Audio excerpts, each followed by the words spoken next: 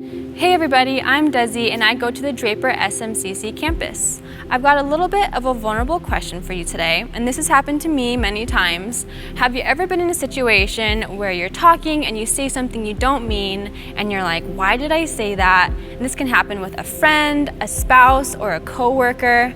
Well, today Pastor Eric is going to talk about where words and attitude come from, and I think it's going to be really hopeful and helpful for all of us. Additionally, we're going to get an update on our pastor succession plan from Rick and Paul. So, welcome to SMCC Online.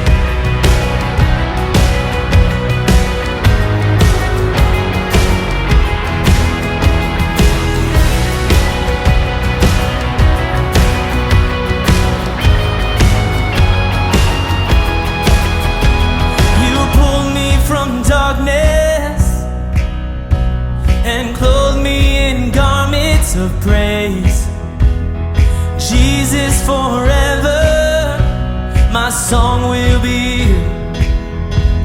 Yeah, I'm living in freedom. You've taken my burdens away. Jesus forever, my song will be you. Only for you. Cross that you bore, in the debt that you paid, for the victory you won over death and the grave. This is the reason I sing, for the hope that you give and the joy that you bring, for the promise that heaven is waiting for me. This is the reason I sing.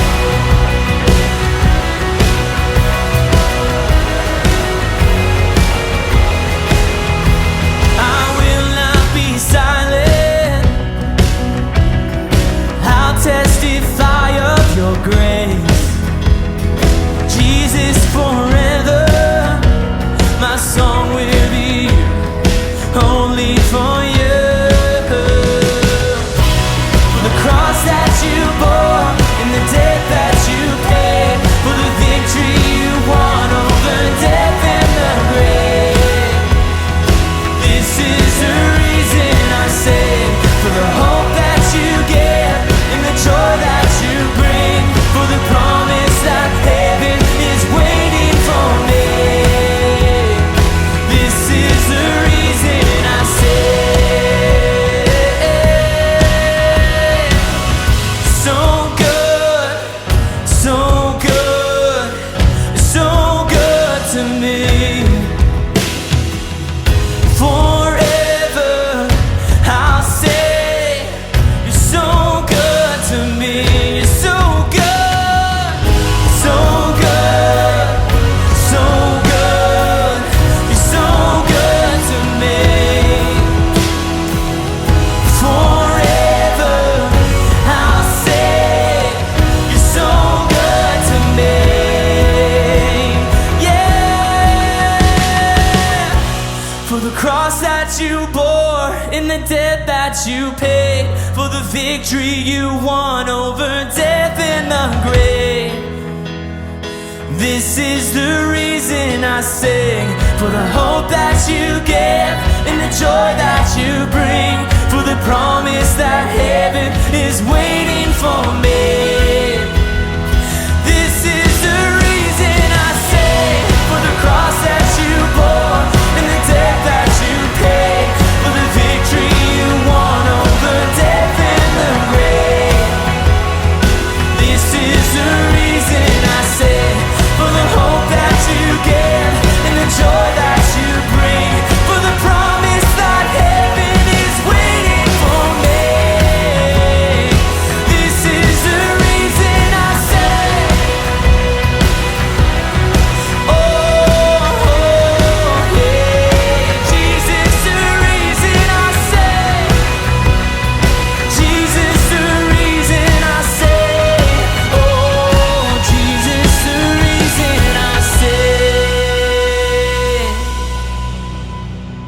Hey, I'm Adam. I get to serve as the Campus Support Team Director here at SMCC. Before we jump into Eric's message, which is week 2 of our series, Worth Dying For, what I want to do is just have us join Rick, who is the chairman of our elder board, and Paul, who is our lead pastor. They're going to give us a little bit of a discussion and insight into where we're at with our lead pastor succession plan. So let's go ahead and join them now. Hello, I'm Paul Roby, lead pastor here at South Mountain Community Church. And today, Rick Merrill, the chairman of the elder board, and myself are here to talk to you about the succession of the lead pastor position. Now, I am handing off the baton, I think, and I hope, in about 7 months, and I'm excited about that, but I'm really excited about the process that we've been through. It started about 2 years ago.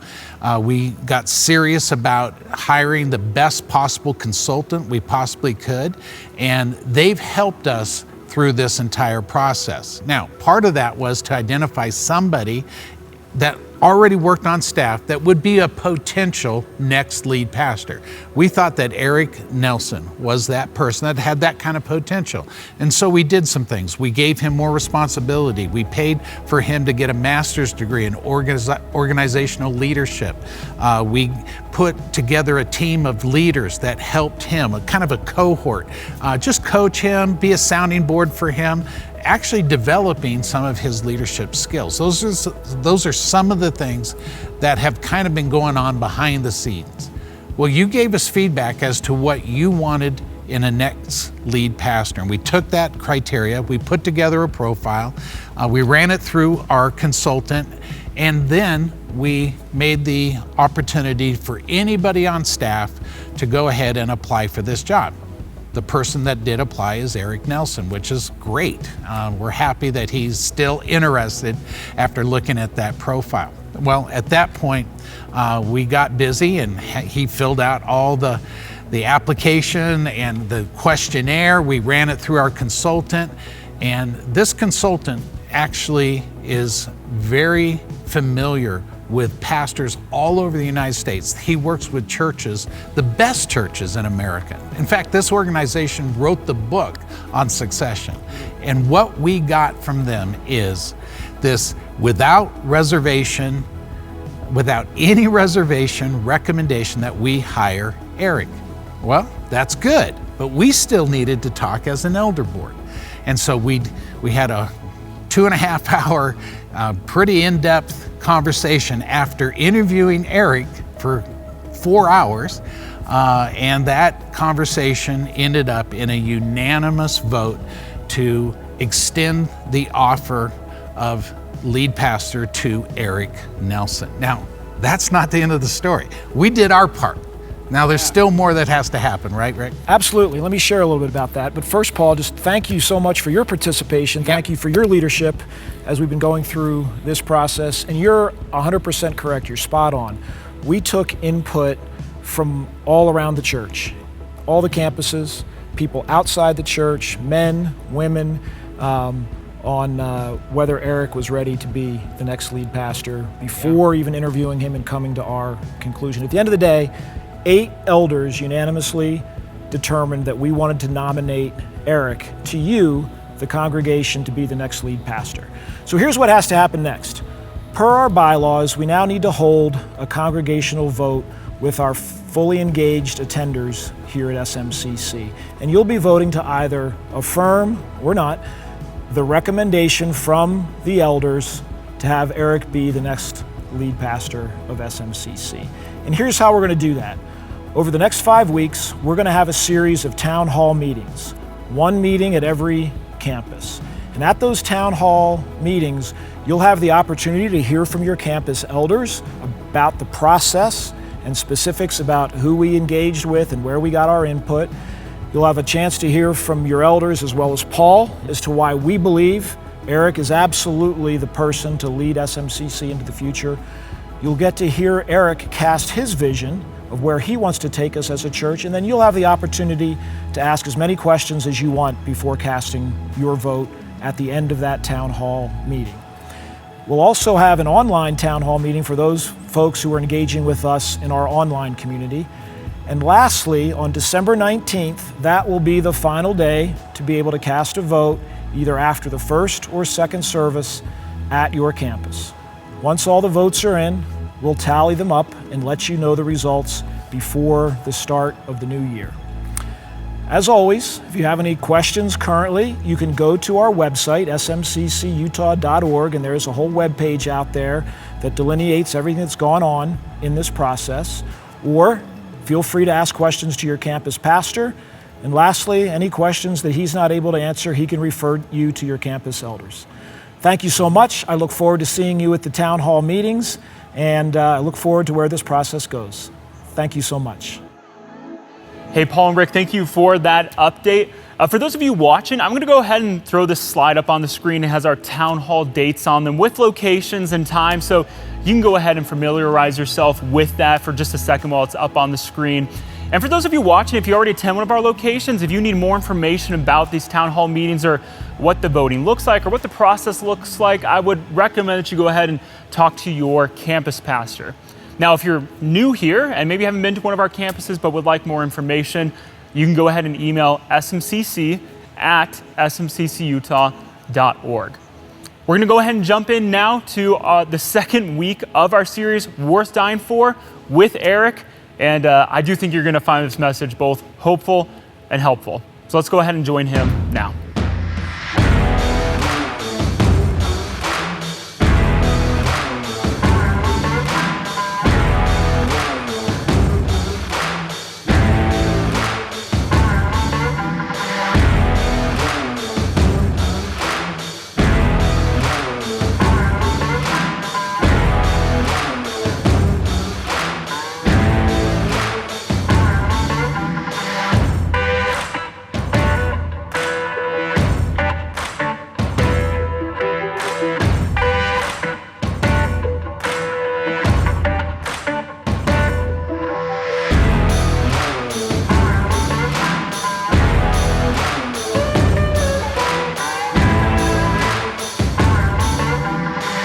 Hey, have you ever said something to someone and the moment that it came out of your mouth, you thought to yourself, uh-oh, where did that come from? I'm Eric. If we haven't met, I'm one of the pastors here.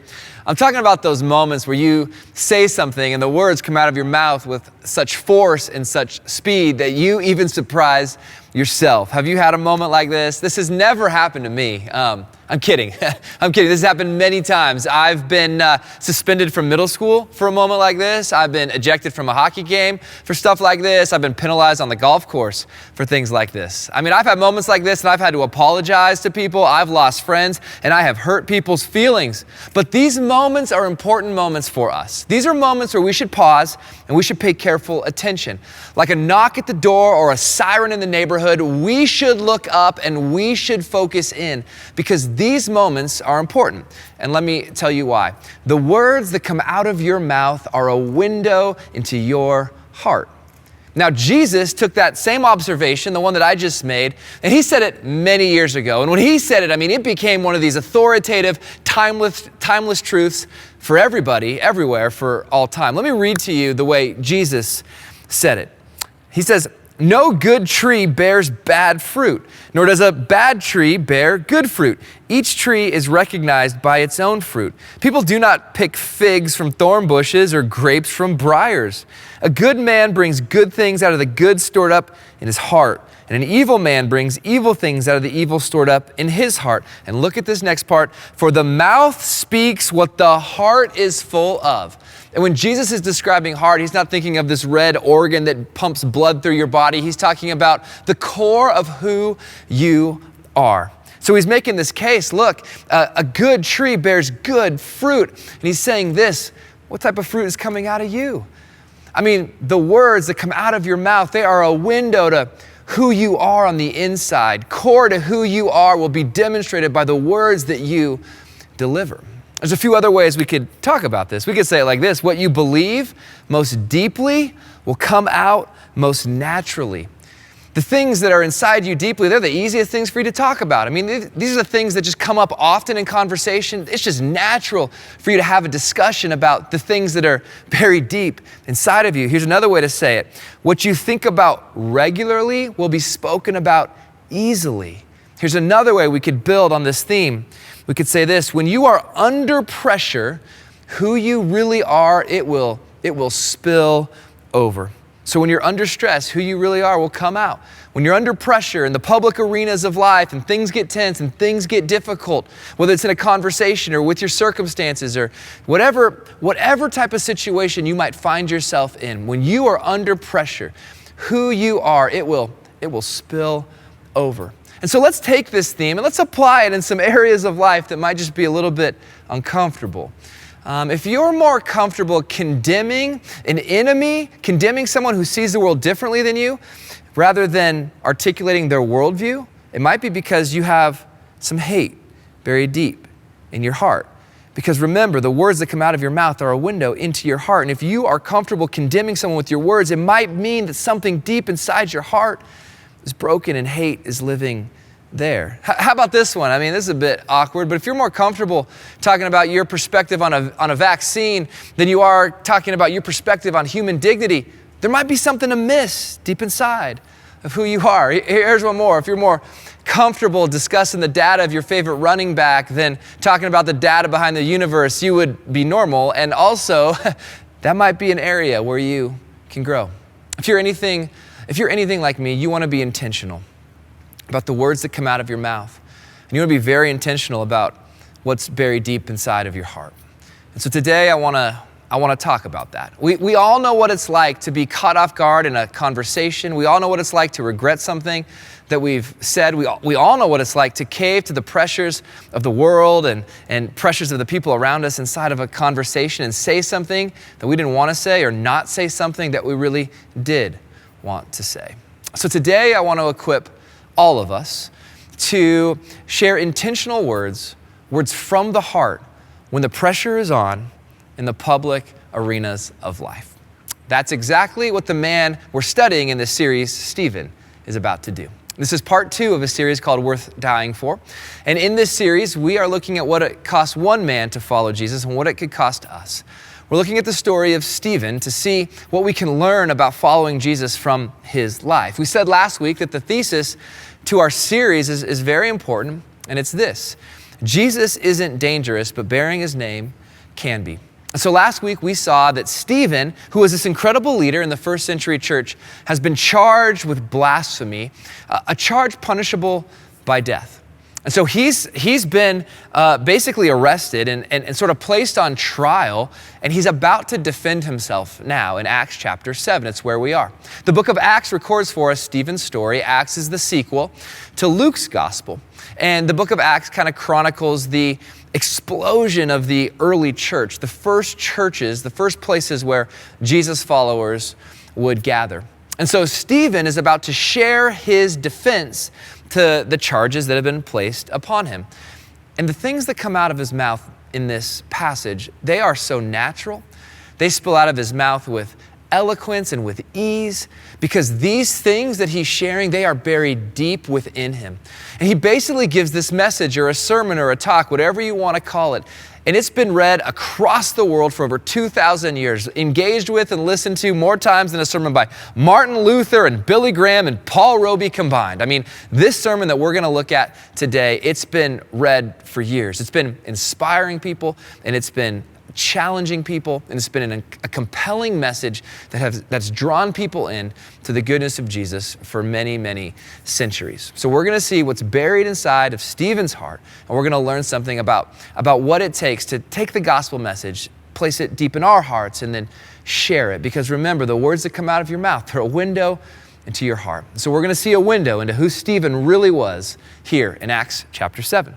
So let's read Acts chapter 7, verse 1 and 2. Then the high priest asked Stephen, "Are these charges true?" So he's been charged with blaspheming God, blaspheming Moses, really speaking against the Jewish nation. So the high priest, someone very much responsible and in charge of the nation, says, "Are these charges true?" To this he replied, "Brothers and fathers, listen to me." So here he goes. He's diving into this speech, this message. He says, the God of glory appeared to our father Abraham while he was still in Mesopotamia before he lived in Haran. So Stephen begins his speech, his message, whatever you want to call it, and I just want to make this really clear. He doesn't have any notes, okay? He doesn't have an iPad. He doesn't have a screen. He didn't submit his message to his administrative assistant days before and then rehearse in the mirror. This is off the cuff. He's about to riff on some things that are incredibly important and incredibly historical. We're about to get a glimpse into his heart. I mean, he really is a walking example of what Jesus was talking about. I mean, the words that come out of your mouth, they're from the heart. Out of the heart, the mouth speaks, and Stephen is about to speak. This is the longest chapter, by the way, in the book of Acts, the longest sermon recorded in the book of Acts. So we're going to read a lot today so that we can understand exactly what it is that Stephen said. But before we press on, you might be thinking this, Eric, I'm not really like a preacher person. I don't plan to be. I don't even know if I like those people. I'm not going to get on the stage anytime soon. I understand that. But I do want you to know this. Every day you preach a message. Every day you preach a message. You communicate something about the way you see the world to someone. You do that every day. Jerry Seinfeld is one of my favorite comedians, and he once cited this piece of research, gave some data in one of his bits. He basically says this, in a recent study, more people were afraid of giving a public speech than death itself. Death was number 2 on the list of what most people are afraid of, and number 1 was public speaking. He goes on to say, this means that someone would rather be in the casket than giving the eulogy speech at a funeral.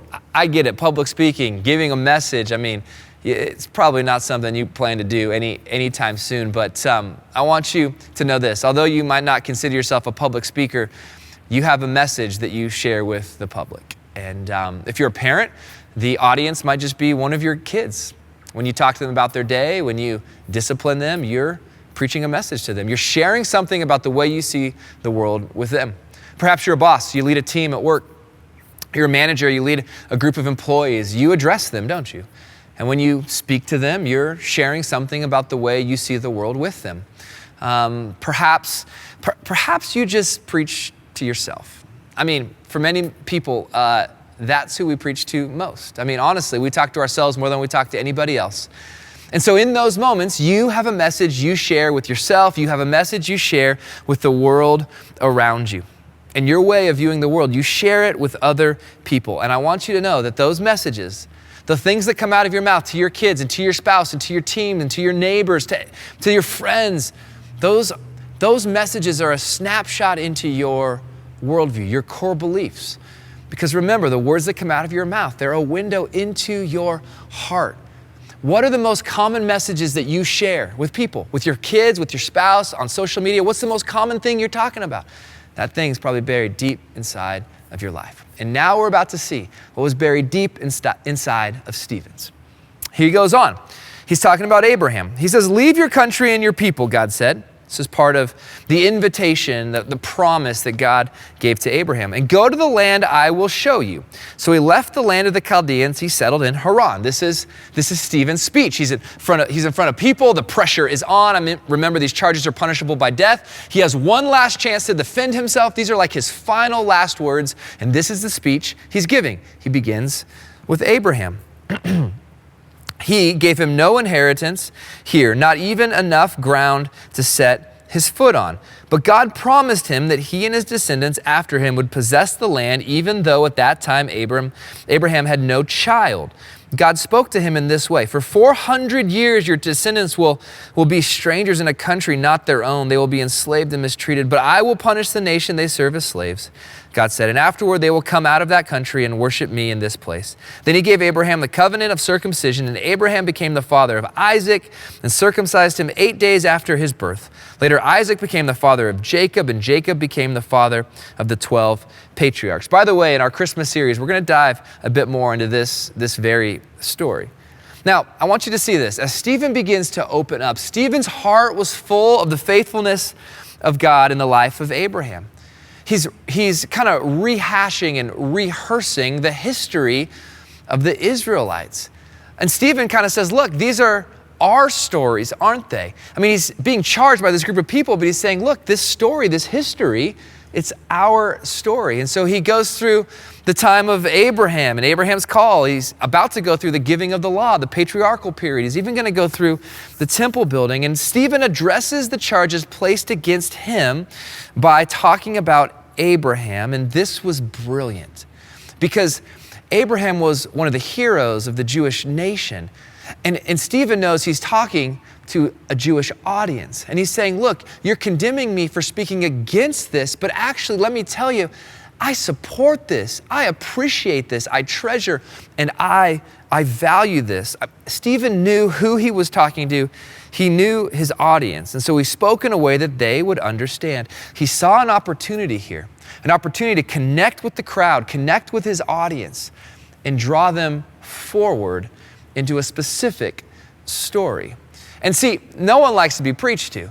And Stephen had to wait for an open door to share hope, to share truth. And the door was open. Stephen walks right through it to share this sermon.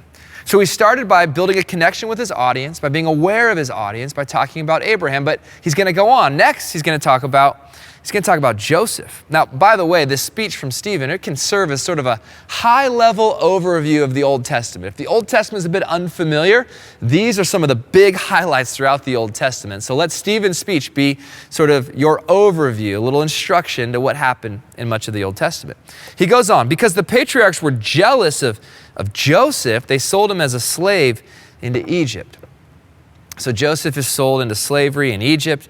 It's all part of the 400 years that Stephen has been talking about with Abraham. I mean, there's like a thread all through this speech for Stephen. We'll see how it all comes together. I mean, he is like a master craftsman weaving together stories and truths that the audience would have completely understood, but he's weaving it together in a specific way.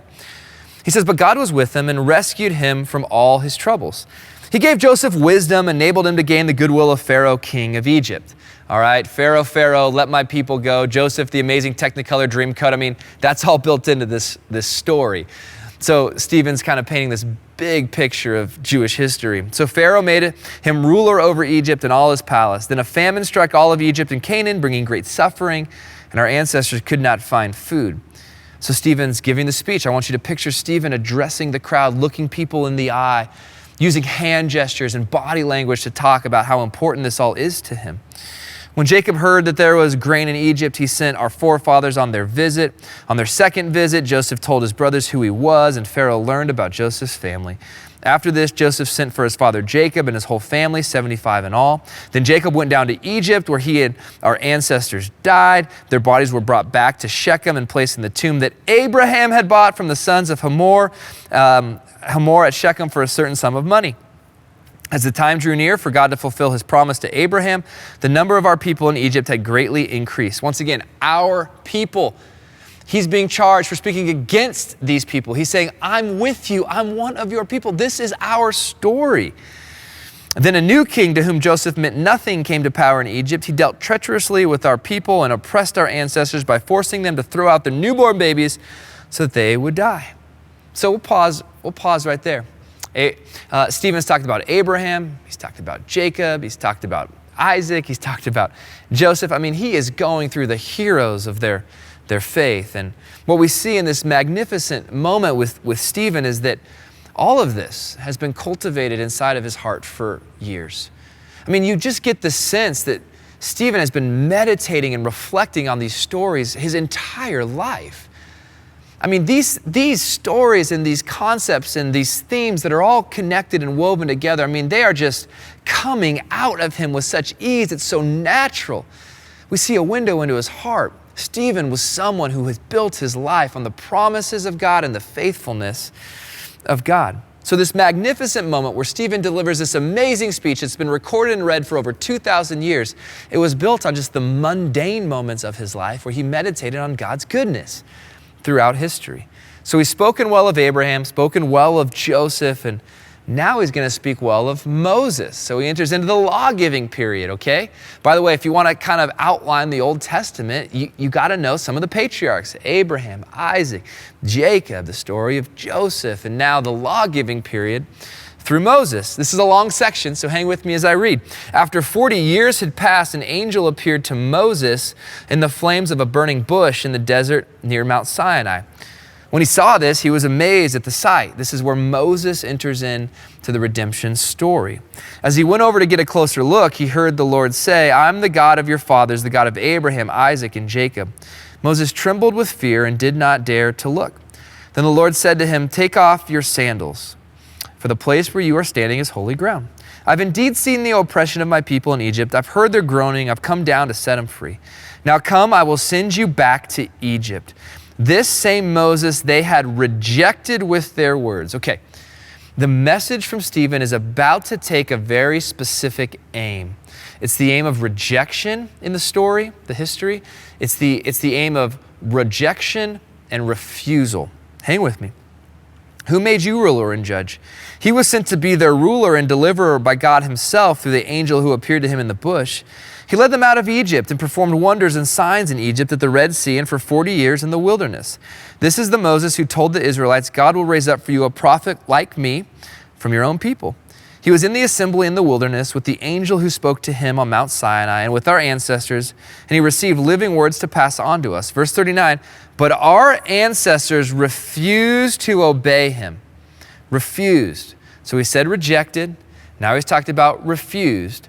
And so if you're there in Stephen's audience, you're thinking, okay, this is starting to get a bit interesting. Seems like this Stephen character is about to make a direct point, and he is. Instead, they rejected him and in their hearts turned back to Egypt. So Stephen is defending the charge that he's speaking against these people when he begins to speak well of these people.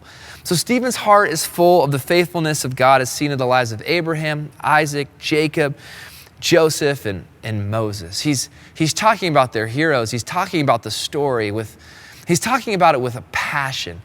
I mean, he valued these stories too. So he weaves them together, but then he brings in this theme of rejection.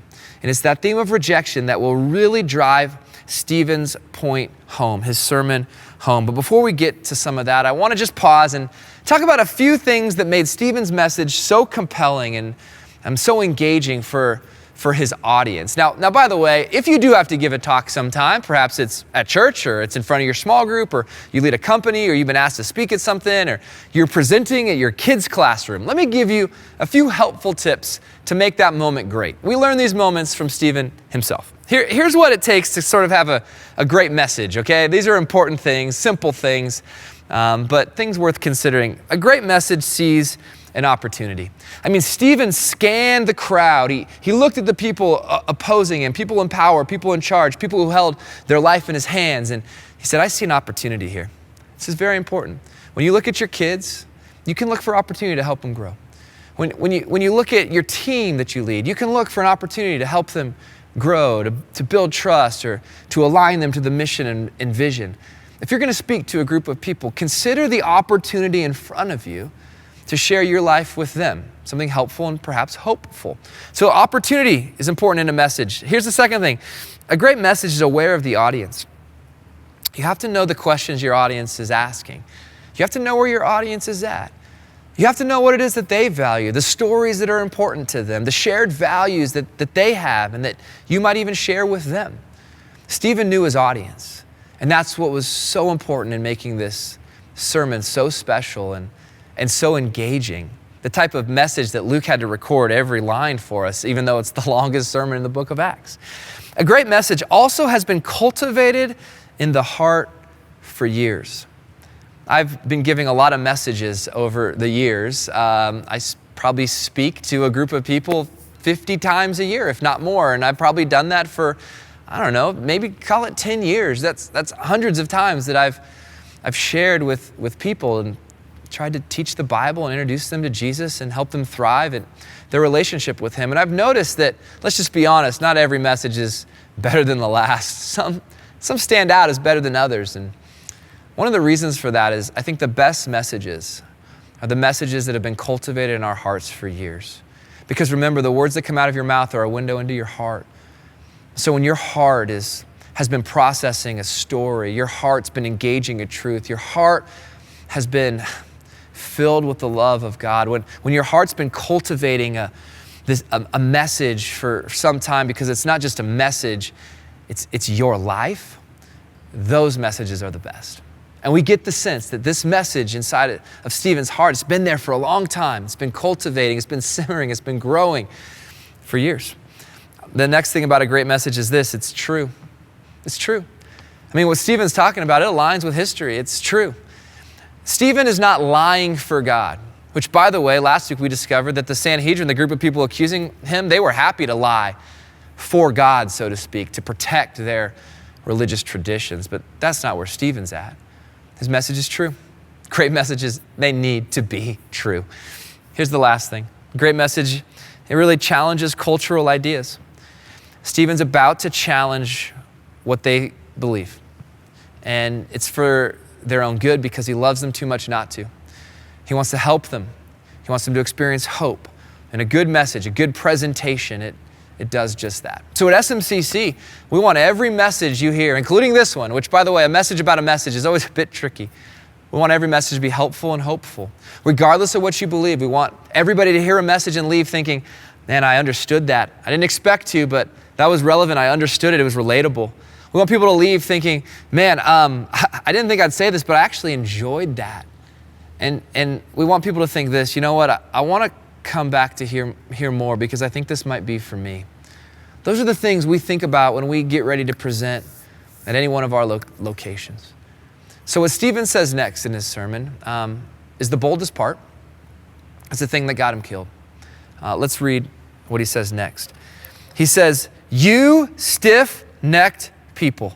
Oh man, this is a turn in the message. I mean, he's been building trust.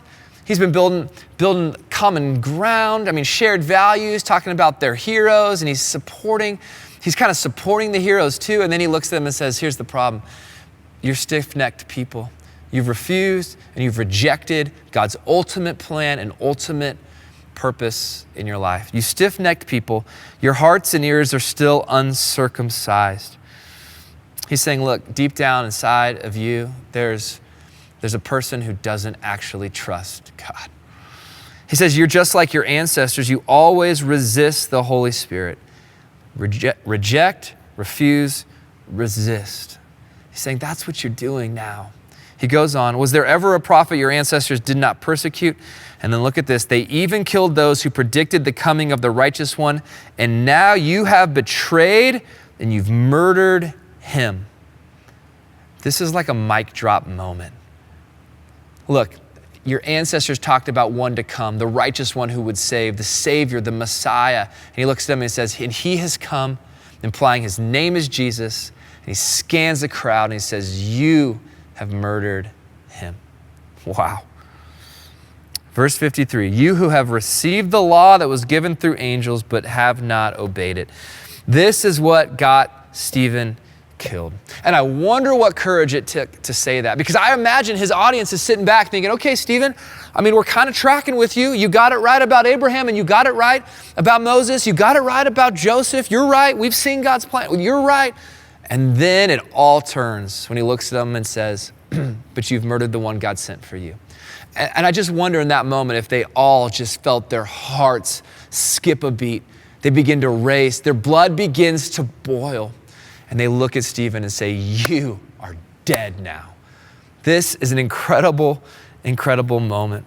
Now, we're going to pause the speech here because there's more to the story. We'll pick it up next week as the story of Stephen's life really comes to an end. But I want to bring this all together for us here and now. You might be thinking, what does this pretty ancient story have to do with us? Well, there's a lot of things we could talk about, but I want to learn one specific thing from Stephen today, and it's this.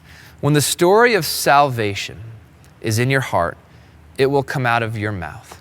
When your heart is full of the story of salvation, it will come up in conversation. What Stephen has just done is he's just taken this whole incredible story of salvation and he's just shared it eloquently in just a matter of moments. The story of salvation was so deeply buried inside of his heart. It has been something he'd been thinking about for a very long time. And now it just flowed out with power and precision for his audience. Last summer, we were putting in our backyard at the Nelson home. And I don't know anything about stuff like that. I don't know anything about plants and trees. So I went to the nursery, and there at the nursery, there was this incredible employee. I forget her name, but man, if you need some nursery help, I got a place. Come and find me. She could talk about trees and plants with precision and passion that I had never seen before. I could listen to her talk about it forever. She was talking about the soils and the nutrients and the sunlight and the terrain and how big to dig the hole and just how much water per gallon per day. It was like incredible. She was so passionate about plants and trees. I was drawn in. And I think about Stephen a bit like that. I mean, he understood this drama of redemption, the story of salvation in such a way that he could just open his mouth and the ideas came together so powerfully and so beautifully. Because when the story of salvation is buried deep in your heart, it's just going to come out in conversation. And that's what happened. Now, when you hear me say the story of salvation, you might think, Eric, what does that really mean? By story, I simply mean a plot line, an overarching narrative, a theme that connects all of the stories and all of the history into one concise plan. That's what I mean by story, really a narrative, an overarching plot line. And when we talk about the story of salvation, we're really talking about God's story in reality. And I think there's 4 important parts to every story. I mean, if you're thinking about, Eric, what's the story of salvation? It includes 4 parts. And by the way, everybody has a story for the way they see the world, a story of reality that includes these 4 parts, regardless of what you believe. Let me give you those 4 parts so you can think about the story of salvation inside of your life. Here they are. There are really 4 elements of every worldview. The first part is creation, how things began. How things began. Everybody has to have an understanding of what began things. It's really the beginning of every story of reality. And so every story of salvation has an understanding of creation. Every story also includes this, of fall, what went wrong. Now, by the way, and I'm going to make this point a little bit, even irreligious people have this story. There is a secular salvific story, by the way, that follows along these same points, and we'll talk about it in a second. So there's an understanding of how things began, an understanding of what went wrong. Third, there's an understanding of a solution. Call it salvation. Something that can save us from what went wrong with us. That's in the story, and here's the 4th part, restoration. What will it all be like? What will the world be like after salvation? It doesn't matter what you believe. You have a story that follows these big points. Stephen did, and he shared it with us. And when you believe something deeply, it will come out naturally. So Stephen was able to do what Peter has challenged us all to do. Peter says this about what it is that we believe. And Stephen lived this out perfectly. Let me describe this. Let me read this to you from Peter. He says, in your hearts, revere Christ as Lord. And look at this next part. And this is what I want us to be doing here and now. Always be prepared to give an answer to everyone who asks you to give the reason for the hope that you have. That's exactly what Stephen did. He was prepared to give an answer to everyone who asked him to defend himself to the charges for the reason that he placed his hope in Jesus. Stephen did exactly what Peter is coaching us to do. He says, but do this with gentleness and respect. I think we see some gentleness, and I think we see respect in the way Stephen went about it, keeping a clear conscience, so that those who speak maliciously against your good behavior, and they did that to Stephen, in Christ may be ashamed of their slander. So we are challenged by what Peter has said. We're challenged by what Stephen has done. To be able to give a reason for what we believe with kindness and gentleness. To be able to share from the heart, with words from the mouth, about what it is we actually believe. Now, when it comes to this story of salvation, we all have one. There's a secular approach to salvation, by the way. It basically says this, we're sort of here by accident. That's how we began. And the thing that's gone wrong is that something has either happened to me, I'm a victim of something, or something is sort of broken inside of me. But if I love me enough and go deep enough into who I am inside of me, I can save myself from my trauma or my emptiness or my loneliness. And then what will the world be like when I save me? Well, I will just be at peace with me. My life will really count. I mean, that's a secular approach to salvation, but it's a very common one. Everybody has a story about what will save their life. And that story is buried deep inside of everybody's hearts. The question is, what story is actually the story of reality? What story best explains our world? Best explains the facts, the evidence of our existence. Best explains what's gone wrong. Best explains a solution. What will lead to a future in which we all thrive, redemption or restoration? What story is it? Stephen had a story. It was the story of Jesus. Peter had a story. It too was the story of Jesus. It's a story of good news. It's called the gospel. And when the gospel story is buried deep inside of your heart, the gospel story will come out naturally in your conversation. And so if you would find that in the public arenas of life, talking about your faith is difficult, I'm just wondering if the problem could be that the story of salvation is just not buried deeply within your heart. And if that's the case, I think Stephen's story is a challenge to each of us to reflect deeply on the gospel, to not force ourselves to share about Jesus and evangelize in some creepy, weird, and awkward way. That's not what Stephen did. I think the invitation is to allow the gospel message to be buried so deeply within our hearts that it comes out so naturally from our mouths. So I want to ask you a question, and this question really serves as homework for you. I wouldn't mind if you got out a piece of paper or a journal or just opened the notes app in your phone and began to answer this question. I think it will help you take the gospel story and find a way for it to take hold deep inside of your life. Here's the question. What story of salvation is in your heart? Because whatever you believe deeply, it will become the message that you preach loudly throughout your life. So this week, take some time and write it down. How did things begin? What went wrong? What can fix it and solve it? And how will the world be when it's redeemed? What's that story for you?